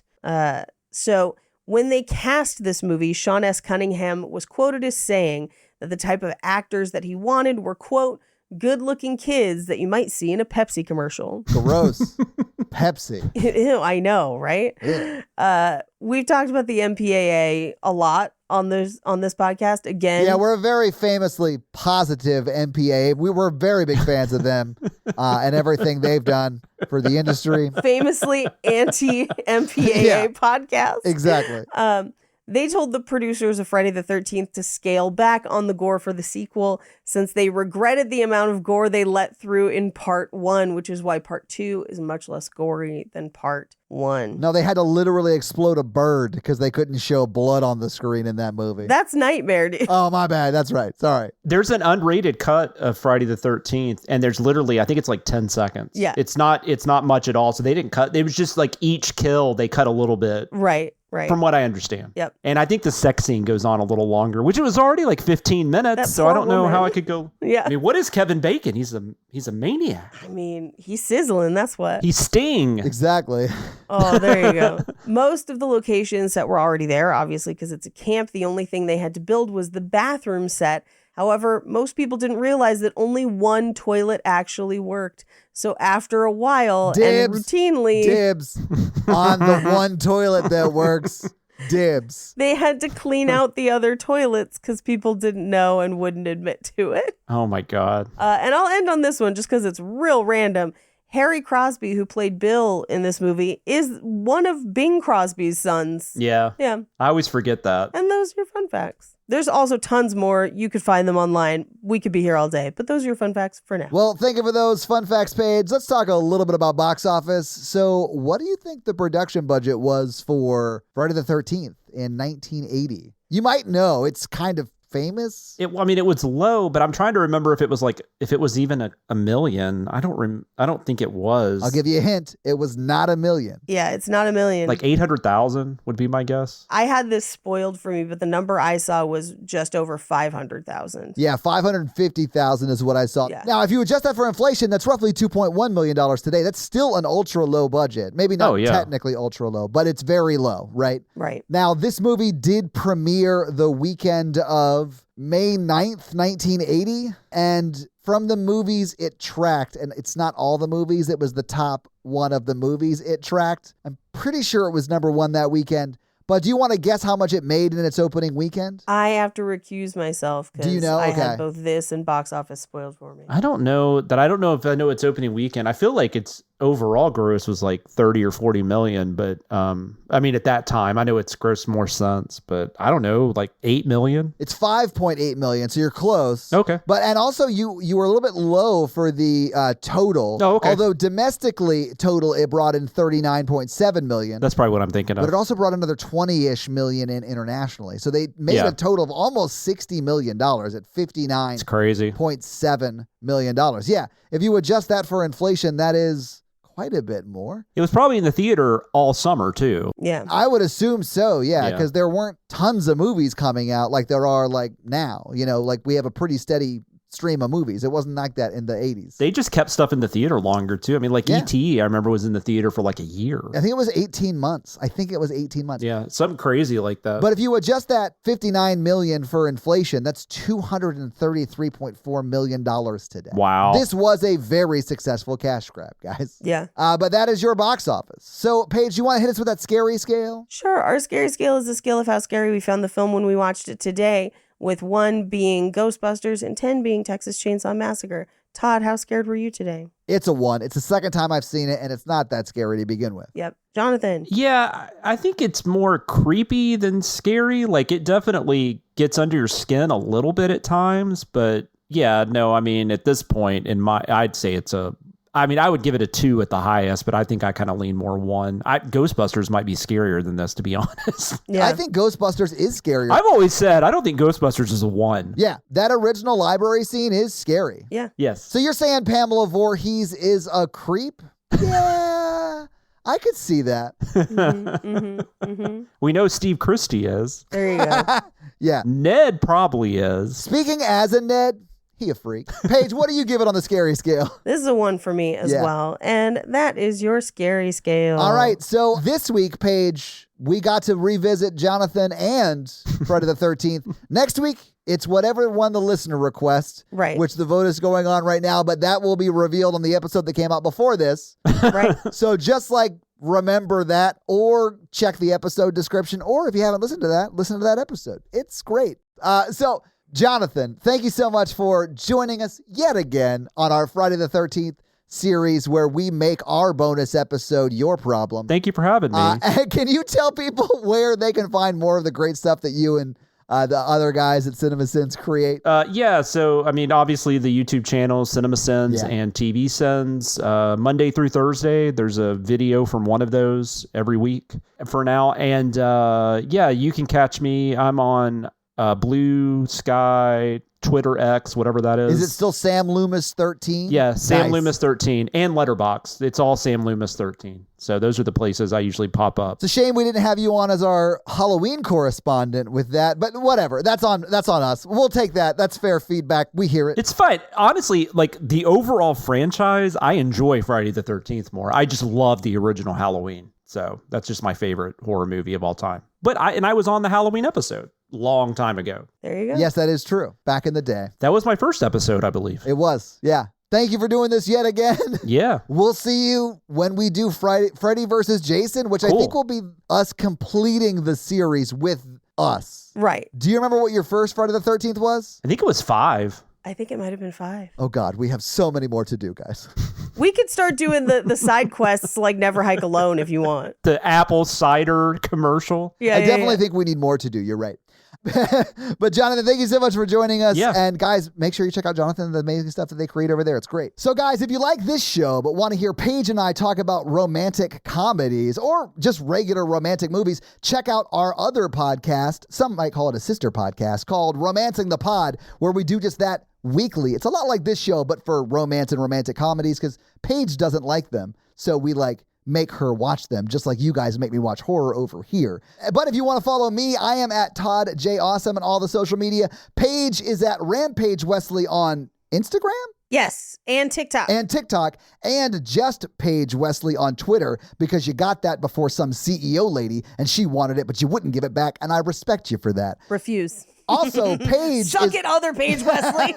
Paige is also on another podcast. It's great. You should check it out. It's called Cult Podcast with Armando Torres, who was a wonderful person. And guys, we got a P.O. box. So if you want to send us some love letters or whatever you might send to a P.O. box, it's actually not a P.O. box. It's like a regular street address. It's pretty awesome. It's 6688 Nolensville Road, number 108-34, Brentwood, Tennessee 37027. So send us some stuff. And if you want to support this show, go to Patreon at patreon.com/horrorvirgin, where there are a lot of great levels and a lot of great things. We do the Patreon shout outs at the beginning of every episode. We do listener requests, stuff like that, bonus episodes. So you'll be getting all of that content, plus episodes a day early with no ads, and who doesn't love that? So sign up for the Patreon and get a lot of great stuff. And that's going to be it for us, you guys. I'm Paige. And I'm your horror virgin, Todd. Keep it ooky spooky. Yeah, have an amazing weekend, you guys. Bye. Hope none of y'all are Templars nerds.